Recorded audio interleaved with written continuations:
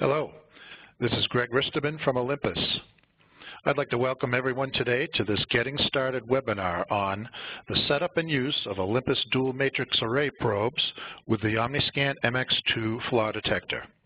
This webinar will provide an overview of the hardware and software setup for the use of Olympus dual matrix array probes with the OmniScan MX2.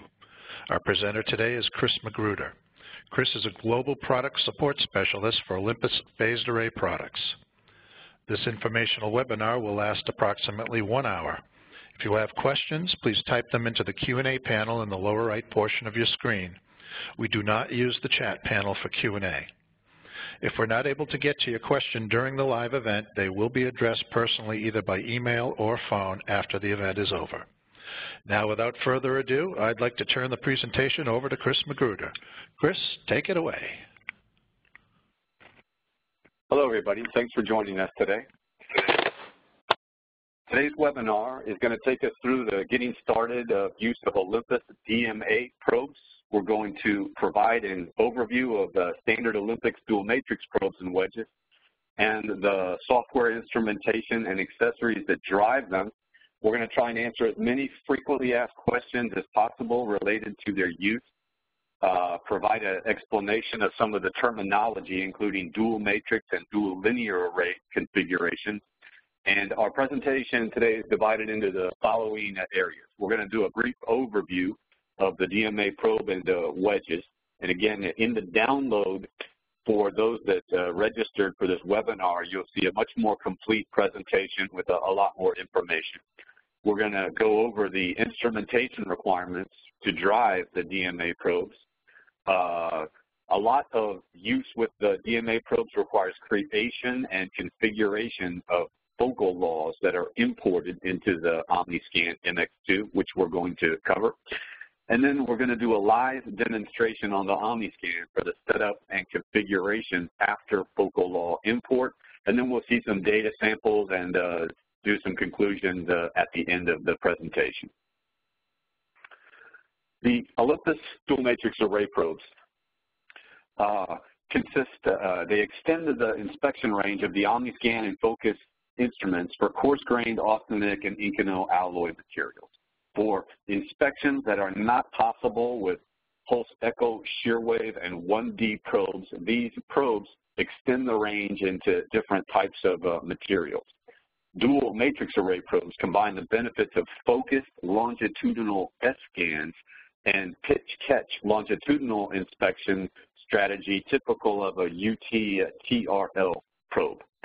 Although these probes are made by Olympus in many different apertures, frequency, configuration, and wedge designs, two standard dual matrix array probes, a large A17 in 2 megahertz and a smaller version in 4 megahertz, the A27, are designed to provide off-the-shelf inspection capability for a wide range of materials that are not otherwise inspected. A little bit about the terminology with the dual matrix arrays. And today's example for the live demonstration in our data samples is going to be using the smaller A27 4 megahertz version. These come in different configurations with the same probe housing compatible with the same wedges. The DMA dual matrix array probe, the dual linear array, and the UT TRL probes, again, all use the exact same housing. They have the same 6 by 16 millimeter aperture, and they will use the same wedges and wedge design for various strategies, focus, and angle ranges. The dual matrix array probe is the most common design in what we'll be using for our demonstration today. It maximizes the pulsar capability of any 32 128 PR instrument for maximum energy within the aperture. This is one of two probes, the A27 and the A17, supported in the free NDT setup builder for focal law creation and weld plotting. The SUB, we'll learn a little bit about later, comes free with the purchase of an MX2. Beam steering in the secondary axis or the short axis with only 2 elements is not possible, and use of a mechanical roof angle on the wedge is required relative to the diameter of the pipe. The DLA probes, the dual linear array probes, provide a similar acoustic inspection, but they only use 1/2 of the elements of the DMA, which is beneficial when 4 or more phased array probes, either all DLA or combinations of pulse echo 1D probes and DLA probes are required on the scanner at the same time. Of our 128 available pulsars or multiplexed channels, we can reduce the number needed for the L-wave inspection by use of the DLA. The DLA probes are compatible with a 16 pulsar instrument, and they are not supported in the NDT setup builder. They would require use of the TomoView advanced calculator or a third-party focal law generator. The 827 UT probes are uniquely suited for supplemental surface inspection using the high voltage UT connectors of the OmniScan or Focus instruments for simultaneous PA and UT inspection.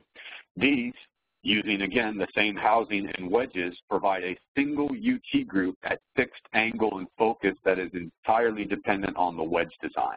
The UT probes do not require the PR option and compatible with any conventional UT instrument capable of a dual element probe, including the EPIC 650 and the OmniScan SX UT version. The UT probes are capable of a TRL probe strategies with higher SNR or signal to noise ratio and closer beam exit due to the optimized wedge design than commercial equivalents. They utilize the standard removable 827 IHC wedges in different angle, roof, squint, and focus applicable for the inspection. Wedges are a very important part of the DMA inspection, and the Olympus wedges designed for the 2 common models supported in the SUV come standard with IHC options for the scanner, including an acoustic insulation of a cork material that separate the transmitter and the receiver, irrigation ports for coupling, 5mm scanner ports compatible with a typical Olympus and third-party scanner and mechanics, carbide wear pins to protect the wedge. DMA wedges are flat or contoured for an AOD diameter. They are currently not available for contours on the secondary axis for long seam inspection at this time. The Olympus matrix wedges are designed to cover the anti-piping diameters, and custom diameters for exact fit are available on request. The A27 and A17 gap tolerances for different diameters are listed below. Because the wedges use a pitch-catch technique, both sides of the array must be properly coupled at all times or result in data loss. Use of the irrigation ports and proper adjustment of the carbide feet is much more important in the dual matrix arrays or DLA probes than in a 1D probe as well. So in a range from a 4-inch diameter all the way to flat, we have a series of AOD wedges that cover the entire range with an acceptable gap tolerance. The acoustically insulating the transmitter and the receiver in the wedge eliminates the need for wedge dampening material and a large standoff typical of 1D pulse echo probes. The smaller the DMA wedge allows useful focus depth and range of the probe to be extended into the material, resulting in a better inspection. Significant energy is lost through the wedge attenuation of a 1D pulse echo probe. In many cases, the focus range, or the defined by the near field, is completely used prior to the beam entering the component as a result of a long wedge delay that's required for any L-wave wedge with the use of a Pulse Echo 1D probe. The probe index offset reference and the wedge surface distance readings that we'll use in the software are measured below. A benefit, a unique feature, and a big benefit to the Olympus version of these wedges are that we have an acoustically optimized exit point that allows the beam to be as close to the weld as possible. The extra Rexolite on top of the wedge reference is only to secure the wedges to the probe housing. So this is not taken into account. All of our measurements for the VIA or for the PA reading will be done from the close section as pictured here for our 0-0 reference of the wedge. Use of DMA probes requires consideration for the instrument in that the instrument must be able to transmit on one group of elements and receive on another group of elements. This is called for Olympus the PR option. It allows an apertures of any of the 128 elements to be transmitted and received independently. Both the A27 and A17 standard DMA probes require a minimum configuration of a 32-128 PR instrument, and with that instrument we can generate the inspection from either a one-sided or two-sided inspection. In other words, the 32-128 can provide simultaneous DMA inspection with two probes and wedges from each side of the weld. The PR capability, or the ability to transmit and receive independently, is a standard on all Focus PX instruments, and it is a module option on the OmniScan. The Olympus Setup Builder now supports creation of dual matrix array probe S-scan groups. This free software with the purchase of the MX2 includes all of the standard wedges for the two models that I listed at the A17 and A27, and recent improvements with the matrix array capability also includes software in the OmniScan for seamless focal law import without modifying the probe auto-detect features or disabling autofocal law. So it saves us a few steps as we create the focal laws to be used in the instrument. The reason this is necessary is because the onboard calculator of the OmniScan does not support definition and programmation of the DMA focal laws that drive the probe. So it must be done on the third-party software or through the use of the NDT Setup Builder or TomoView. When you open up the Olympus Setup Builder, we're going to create the focal law. We're going to populate all of the hardware first, and then we're going to create the beam for the focal law. This starts with the Tools menu at the top of the menu and selection of the acquisition unit. If you select either of the M or M2 versions of the PA32-128 module, the DMA or dual matrix array option in the probe tab will display the ability to generate the focal law. If one of those two instruments is not selected, it will not display the dual matrix option. The PR module is not displayed in the equipment pull down, so use of any of the 32-128 modules in the list will also activate the dual matrix option in the probe tab.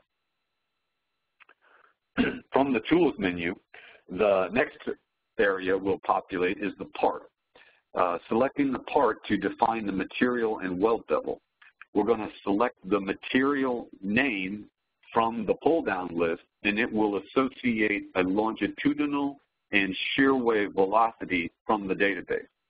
A new velocity can be entered in here as well for a custom material that's not already in the setup builder. The velocity used to create the focal law will affect angle, trigonometry precision, and cannot be corrected with the wedge delay wizard or velocity wizard if out of tolerance. Velocity is ingredient number one in all face array inspections. If you don't know the velocity of the material you're inspecting, you can count on angle error, trigonometry error, and sizing error in the material. So that's very important. In most cases, most materials we receive have a known fixed database velocity, such as stainless steel, 9% nickel alloys, the Inconel alloys 625, 800, and carbon steel are all known fixed velocities that don't require independent validation unless there's a reason to think the material is different than from the database. The next component we're going to, in the same menu of the part definition, we're going to populate the component thickness and the length and width of our test piece or calibration block. These parameters have no effect on the focal law creation, and they can be changed at any time in the OmniScan after focal law is imported. It's not necessary to define geometry type, outside orientation, or scan orientation, because when we select the wedge model, these will auto-populate as well. Continuing on the part definition is our weld bevel. The only purpose of the weld bevel is to visualize the probe index position in relationship to the weld and our beam coverage throughout the weld. It has no effect on the focal law. It has to be recreated in the OmniScan. In other words, these parameters are not transferred with the focal law. So we have a list of weld templates that we select from, and depending on the template we select, we have a series of a fill, hot pass, land, and root angle offsets and heights to define our weld bevel. At this point, the instrument, the probe, the wedge, and the material, including the weld bevel, will have been created, and the software is ready to create the group based on user input. We're going to select the probe tab on the main menu that you'll see and select Add the Probe, just like we would with a 1D probe. If either of the compatible instruments were selected during the equipment selection, the dual matrix array option will appear under the probe set type. When dual matrix array is selected, either of the two standard A17 or A27 DMA probes are visible, and after selection of the probe series, we'll see the individual model of different frequency or design in some cases, and wedges of different angle, focus, and design, including the AOD diameters. Select the probe, the wedge, and the wedge design, and then we are ready to create the OmniScan group. And again, populating the geometry of the part in the part definition isn't necessary when selecting any wedge with an AOD model, because that model marries to the component definition and will auto-populate those features. That's why they're disabled here. The thickness is always editable. And once again, COD wedges or wedges for the long seam geometry are not supported at this time in the setup builder. Once the probe and the wedge is populated, we are going to generally put the probe as close to the weld as possible. In most cases, our best inspection is going to be as close to the weld. This only uses L waves, so there's no shear wave skipping or L wave skipping. Everything is going to be a first leg inspection, with the exception of a few caveats I'll explain a little bit later for the mode converted to shear wave and some of the trick transducers to reproduce some of those beam dynamics. And again, our index position is always measured from the lower part here, not from the upper part that is accommodated just for the housing. Our PA reading will be taken from right here. This is also adjustable in the OmniScan and is not related to the focal law. So the index offset position of the inspection can be changed at any time after focal law creation in the OmniScan. Now we're ready to add the group S-Scan. When you select Add Group, the software will ask you which probe you would like to select it from if more than one are available. Name the group something logical. In this case, we have the probe model, skew 90, focus half path 30 millimeters. We're going to select sectoral scan and L-wave. Shear wave is disabled for the dual matrix arrays. This wedge design cannot generate a shear wave inspection. It's cut at an angle that's incompatible with shear wave.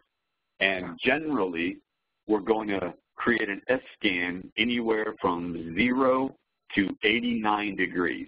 A typical weld inspection would start at 30 degrees, just so we don't get a direct echo from the bottom of the component that interferes with our C-scan gate and imaging.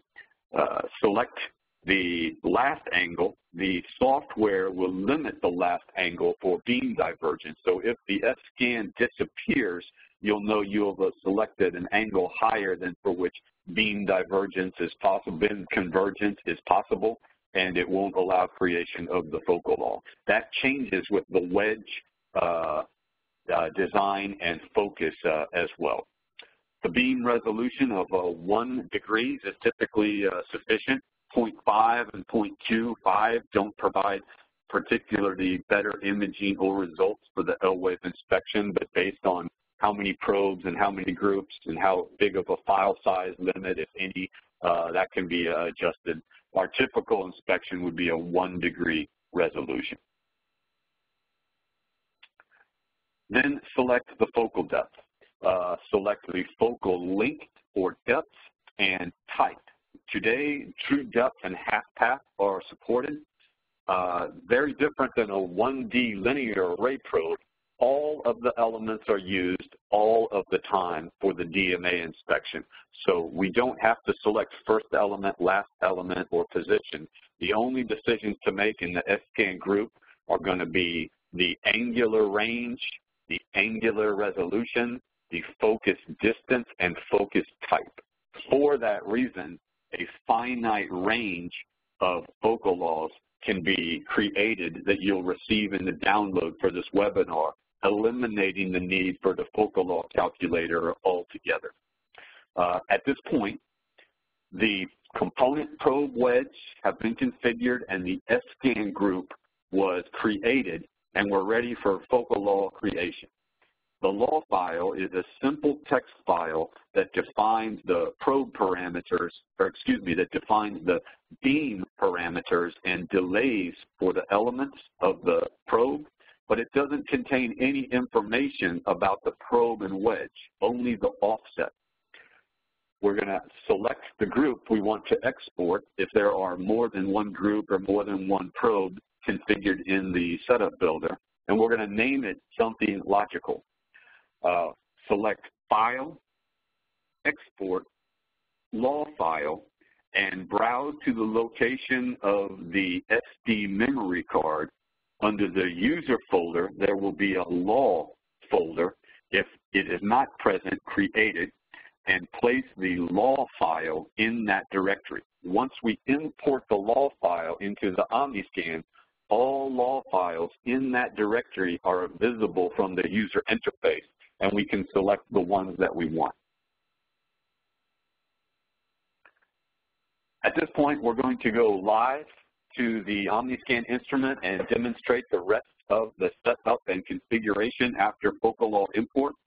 What we're going to be looking at in this next part of our webinar is the cow block you see displayed here. This is a stainless steel notch block that has a series of surface notches and ID notches, and we're going to simulate our inspection from the index offset of our scan plan, in this example of 15 millimeters. We're going to go through the process of focal law import to UT configuration and gate setup, and calibration, and then we'll look at a few data examples as well.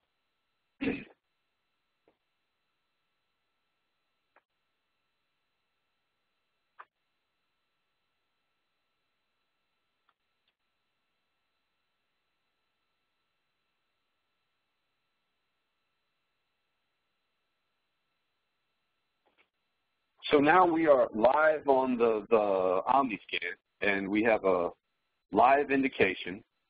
We would normally start out all new configurations under the File menu, New. This will create a raw new OmniScan environment for which to create our setup. It will clear out any existing calibrations, TCGs, or any leftover configuration from the last file. When that's done, we're going to select Load Law File. And again, the Load Law File feature allows us to access probes and inspection strategies that are not supported in the focal law calculator on board of the OmniScan.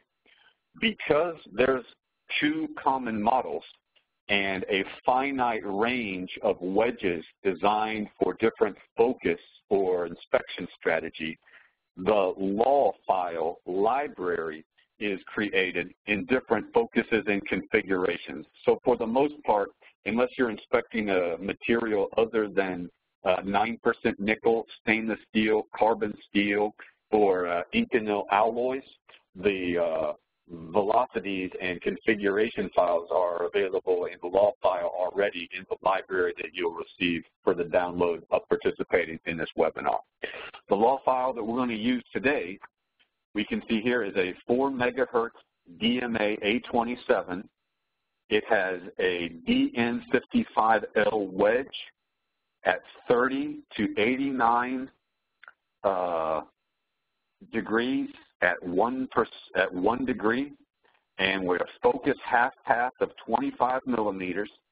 It's configured for a velocity of 5,800, and it is on pulsar 1 and 33. So that information is available inside the focal law in addition to the menu that we see here. So we select focal law open, and we see the 30 to 89 degree S-scan, and all of the associated A-scans. After file import, before we get to the configuration, we're going to navigate to the part menu, or for the part wizard, under the part and weld, and this is where we're going to tell the software the thickness of the component. We notice this was not included in the law file, so it must be given to the instrument, and we can change this at any time. This has no effect on the acoustics. It only affects the skip lines and the weld overlay. The material was embedded into the focal law in a velocity, so that is fixed, and we can't change that without importing another focal law. And we will go ahead and build our weld through the wizard. So we step through the rest of the wizard to create our weld overlay for the component, none of which affects the focal law. Select Finish, and here we see our weld overlay and skip lines based on our part wizard setup. Because the focal law was generated with a third-party software, there's no reason to enter the setup menu. All of those functions were already taken care of. So we're going to move now to the UT settings, menu, UT, and we're going to select a range so that I can see the full L wave throughout the inspection position. We'll enter in our index offset. So this was something that we determined in the beam plot that's typically half the width of the weld crown. We want the probe to be as close to the weld as possible in most applications. And we will enter for the wedge delay, as opposed to using the wizard for the wedge delay. For most cases, for reasons I'll explain when we get to there, and I'll explain in a little more detail coming up, because we're including the surface inspection at the high angles to include the creeping wave beam, in addition to the direct L wave of the lower angles, our typical wedge delay function isn't going to work the same way it would with a shear wave probe. When we look at the beam formation, we can determine based on its volumetric position and depth that the wedge delay was imported correctly. So again, a small tweak to the wedge delay here, in addition to the wedge delay determined by the calculator, is typically our wedge delay calibration process. Under the General tab, we're going to set a range to include the area of the weld plus more range to include the mode converted shear wave signals as well. Under the pulsar, select the high energy option for best results. Ensure that the frequency of the probe was included from the focal law. The frequency of the probe will also determine the pulse width. And we can see that this was designed for pulsar number 1. That came from the focal law as well. Under the receiver tab, select the filter for the bandpass of the probe, or no filter, or a lower high pass filter based on the best result. The use of the video filter is a preference unless it's specifically excluded, but it provides a smoothing on the S-scan that is desirable under most cases for best characterization and sizing. It compromises the A-scan somewhat, but it's a preference, so it doesn't affect our calibration for wedge delay or for the focal law, so this can be changed back and forth as needed prior to sensitivity calibration. Once the data is acquired in analysis mode on the instrument or OmniPC, it cannot be switched. It has to be done prior to data acquisition. Under the Advanced tab, we will select point count to give us a low compression factor for best beam resolution on our A-scan. Zoom back out. And a little bit more about the wedge delay. Again, our wedge delay here is done with a minor tweak. And as I can see, I'm putting a ruler on the component. So this 15 millimeters is a mechanical measurement that I'm taking myself right on the calibration plot. We can see that the 5 millimeter notch here is coming in at the correct time of flight. All of the indications, the corner trap of the notch, the tip of the notch, and the surface creeper indication of very low amplitude prior to calibration are all correct. Here my surface distance is at 15 millimeters to the notch.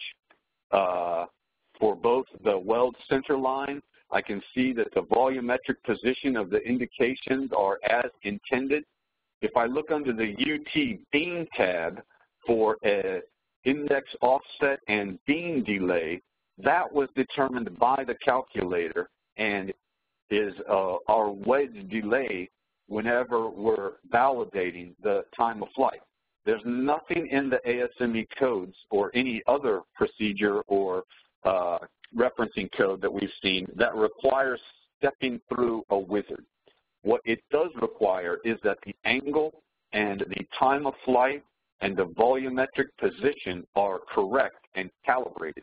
That's partly done by the software and a very minor tweak done by the operator to account for any slight deviation in the wedge angle or velocity, that all of the parts are coming in at the correct time of flight and angle.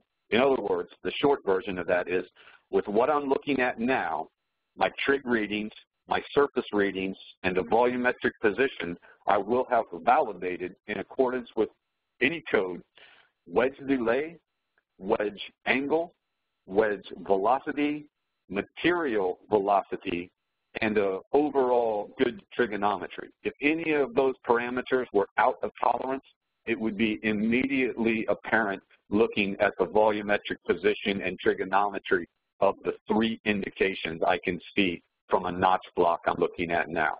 And this could be done with side drilled holes or any number of different references as well. The gates under the menu, gate, by default, these are designed for true depth gates. For the matrix arrays, we're going to use sound path gates, and we're going to use a gate A and gate B option. These indications that we see out in time, here and here, are typical of probes we see, the round trip tandem or RTT probes, TLL probes, WSY Kramer creeping wave probes, Panametrics CDS creeping wave probes, bimodal probes, all the trick conventional UT sizing probes optimize or exploit the different beam dynamics you see here. In any angle beam L wave inspection, we see the angle of the L wave as our primary direct L wave, and we see all of the other beam dynamics, including a secondary shear wave. This would be the 30-70-70 signal of a WSY or CDS type crack sizing probe, the secondary OD creeper indication, and the secondary ID creeper indication, and a 31 approximately degree shear wave. All of these beam dynamics are visible and in the data all of the time. Fortunately, all of the ones that we're primarily interested in are traveling at the same longitudinal velocity and arrive first.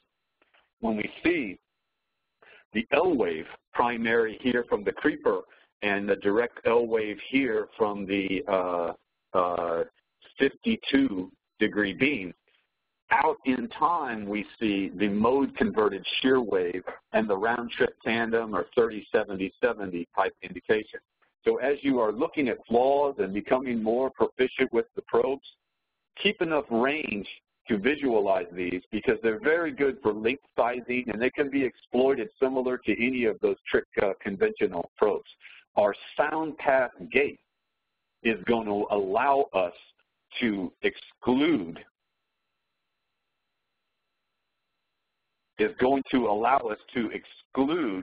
portions of this from the L wave and the shear wave area. So we're going to place a gate over the weld, and we're going to place another gate, B, outside of the weld so that we can visualize a C-scan of all of the beam dynamics that we see here and exploit that for length sizing and in some cases even depth and height sizing as well. So again, a sound path gate as opposed to a true depth gate, and we're going to create the 2 gate positions so that one is looking at the weld and in the weld volume for the L wave, and the second gate farther out so we can see that in the C-scan for all of the other mode converted and 30-70-70 signals as well. At this point, our basic setup is done. We've included enough UT range so we can see everything. We have told the software our index inspection position of -15 millimeters.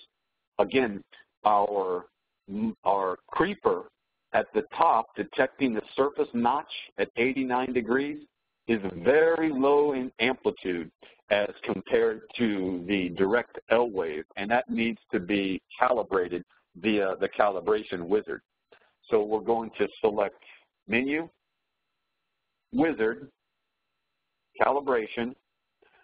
For most of our 1D probes, we're going to use a true depth gate and side drilled holes or notches for all angles options, and it'll do an empirical measurement on every focal law or A scan, and then we'll calibrate it. In the matrix arrays, we're typically going to use 2 or 3 targets or angles and extrapolate that measurement in sensitivity to the rest of the S-scan. Start. We're going to want all of the indications at 80% amplitude. The software is asking me, do I want to use 2 targets or 3 targets for our sensitivity curve, and we're going to use 2 in this case.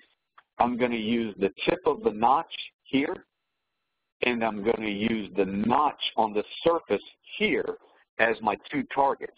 It will take that information and extrapolate it in a linear curve across all of the A-scan. I could use any 2 side-drilled holes or 3 side-drilled holes or a combination of notch or holes appropriately. So the 52-degree beam I'm at now we'll use as one of our 2,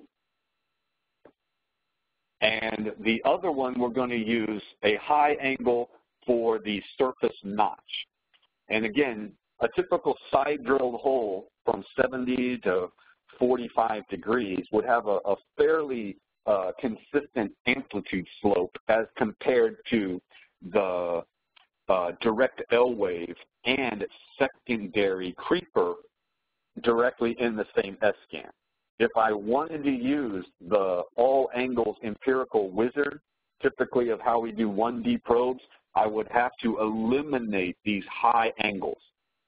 Every angle above approximately 70 degrees, 75 degrees, is essentially propagating parallel to the surface, which means that although the sound path reading and distance from the probe face is known, no trigonometry is possible at those high angles. And that means that they're primarily for detection and length sizing. Any depth sizing of this notch would have to be an amplitude-based technique that is very dependent on the orientation and location of the notch relative to the probe. Select next. Okay, our red gate in the sound path is over the weld area, and my 2 targets are isolated within the gate. Were I trying to use a depth gate, I would have interference from the mode-converted shear wave signals that we see here, and the calibration wouldn't be possible. Select next, and the software is asking me for the first of my 2 targets. So the probe is in the inspection position. I'll just make sure it's tweaked and up real good. It's at exactly 15 millimeters in relationship to the weld, and I can see that from the weld center line here. So all my trigonometry is good. I select calibrate, and it recorded the amplitude of target 1. I'm going to do the same thing for target 2. And I'm just going to tighten up my gate a little bit to make sure I didn't get one of the other signals. Hit calibrate. The software makes a correction. And now I have an 80% amplitude signal at the surface notch and an 80% amplitude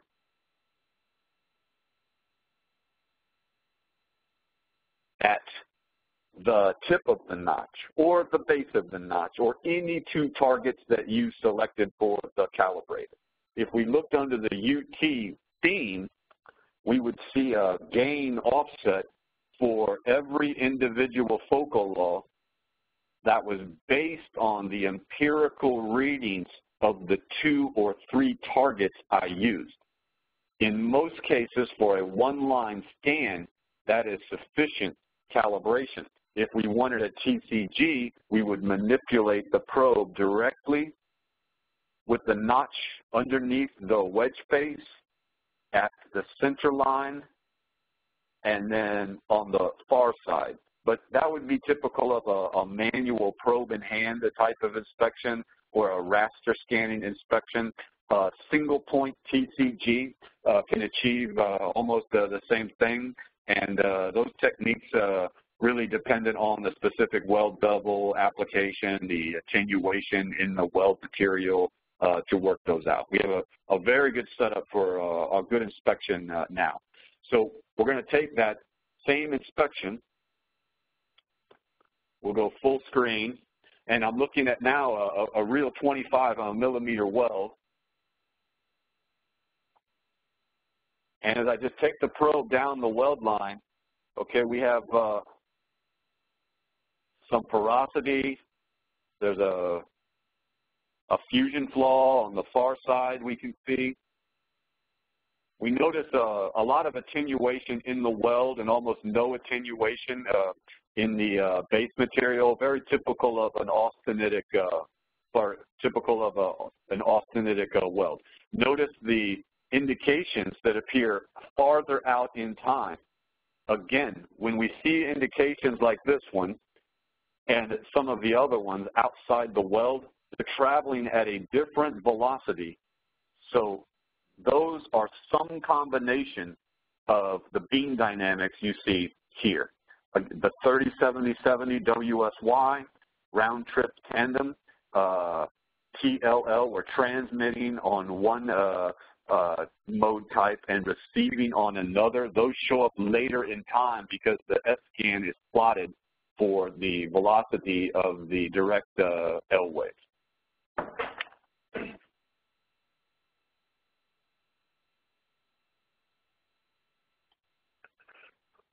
Some typical indications of cow block holes and notches built into the weld. Here is a 32 millimeter SS308 weld with a 1/4 T and 3/4 T 3 millimeter side drilled hole. And we can see here these two holes could work just as well for our 2 or 3 point calibration as well. The ability to determine if that hole is connected to the surface or if it's a shallow surface flaw is very difficult and is completely dependent on the proximity of the probe to the weld.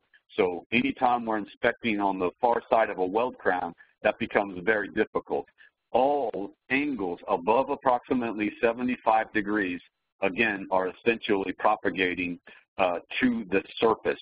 So it's not unusual for some of these flaws to blow out all the way to the surface, even though they're not connected. That's typical of conventional UTTRL probes. It has nothing to do with the software.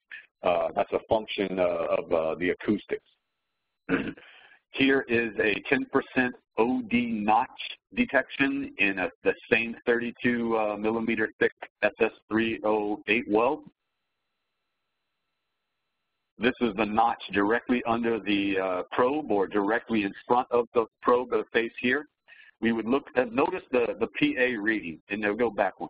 Notice the PA reading here of 15 millimeters. That means that it's 15 millimeters away from the probe face here.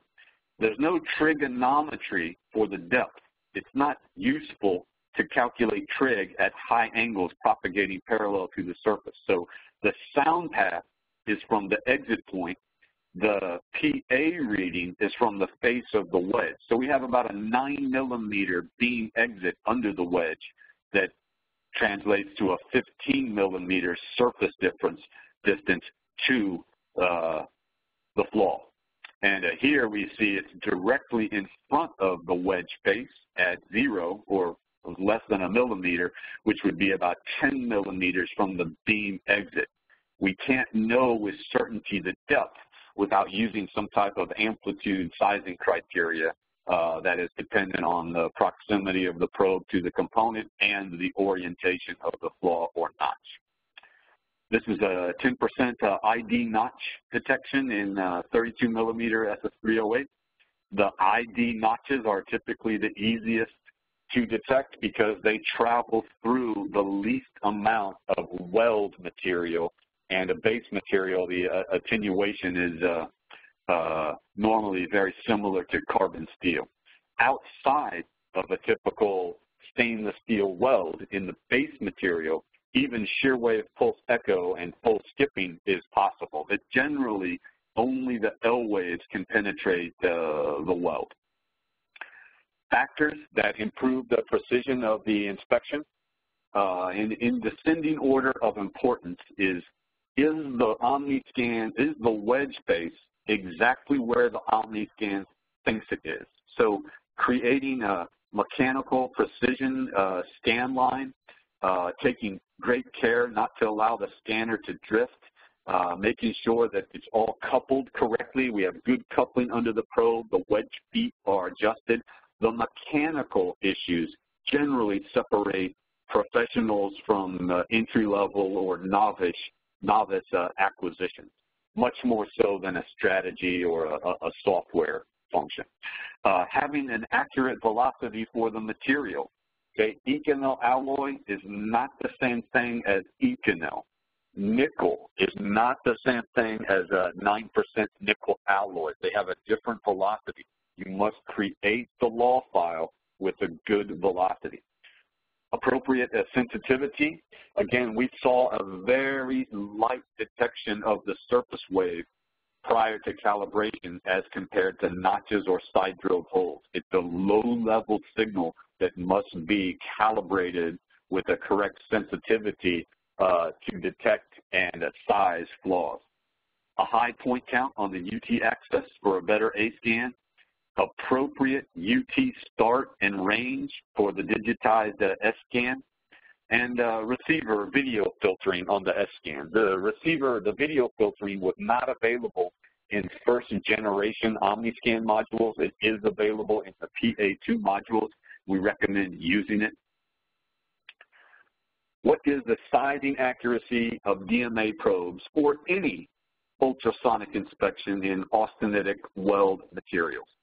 It is very much dependent on the frequency of the probe that can penetrate the weld and at what SNR is possible. The amount of distortion and attenuation through the weld material and at or around the bevel in that heat affected zone can vary greatly with the thickness of the weld material, and the weld process. There's nothing the software can do to make this correction. It's completely dependent on the operator to acquire experience and familiarization using actual welds with flaws, notches, side drilled holes, or embedded. This is the attenuation of sound in an austenitic weld. This is what the software looks like when it plots that sound, and it cannot be corrected for this. There's nothing the software can do to make that correction. However difficult it was in carbon steel, it became that much more difficult in stainless steel or austenitic inspection. The limits of any inspection, sizing accuracy is dependent on the probe frequency and at what signal-to-noise ratio detection is possible. Use of these resolution blocks separates fact from fiction for beam steering limits. They're extremely useful for determining beam steering limits and resolution, but they typically are made of base material, not weld material. So the actual attenuation needs to be measured inside a weld. Pictured here is flaw detection. Pictured here is flaw resolution. Our ability to size flaws is very much dependent on the resolution, which is also dependent on the probe's proximity to the flaw.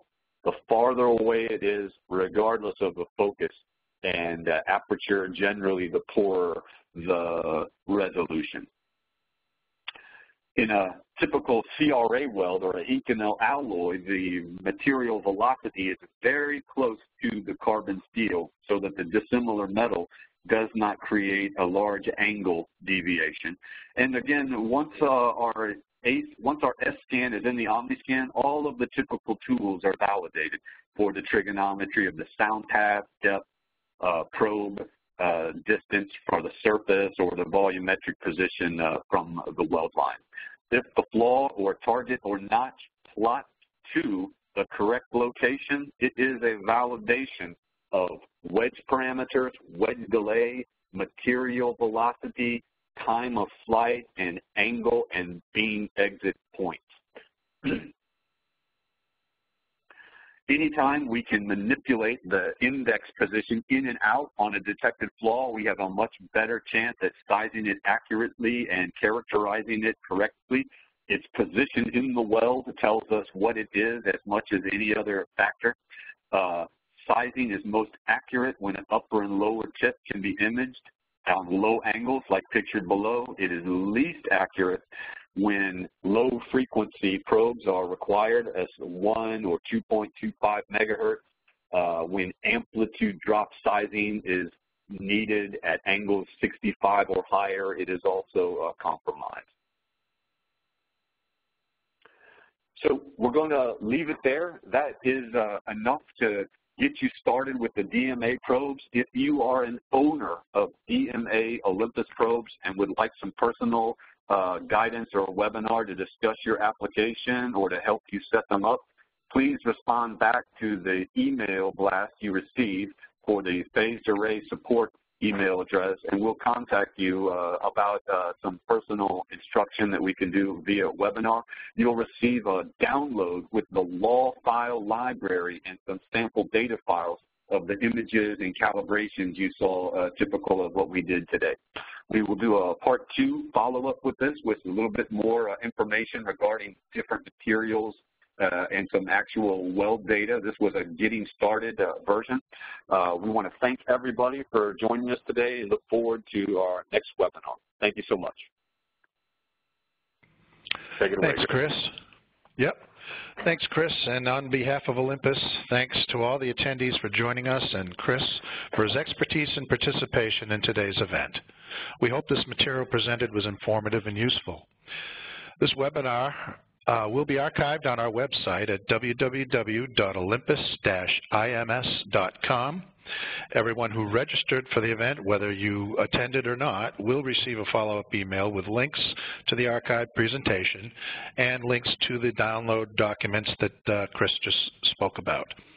That's going to do it for today. Thanks again for attending, and we'll see you again next time.